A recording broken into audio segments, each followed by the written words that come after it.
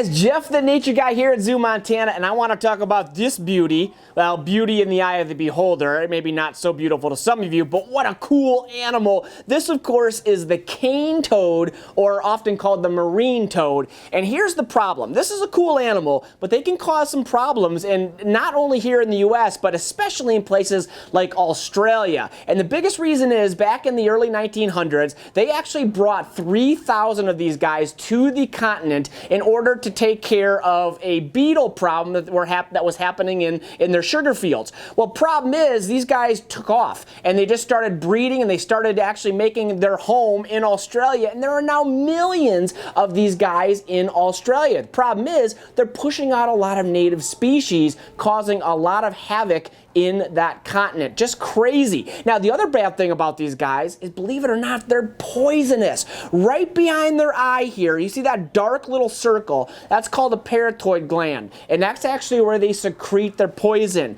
And the problem is, that is a pretty toxic substance, and if you were to swallow it, it's going to cause you problems. And believe it or not, there are times that humans are killed by the cane toad because humans try to eat them or even their eggs, and that can lead to some pretty bad problems like death. More often than not, it's the pets that actually fall victim more frequently, things like dogs that are eating these guys in the backyard. So if you're watching from the southern part of the U.S., places like Florida and what have you, watch your pets, because believe it or not, they can fall victim to this homely little toad. Now remember, he is a toad, so he's not going to spend a lot of his time in the water, more of a land-dwelling animal. And of course, he is an amphibian as well. And you remember me talking about these amphibians. They're so important because they breathe through their skin. So they're what we call an environmental indicator, meaning if there's a pollutant in the air or a toxin in the air, these are the guys that are going to figure that out first of all. They're going to start dying off. And that's going to alarm us, knowing something is wrong in the environment. So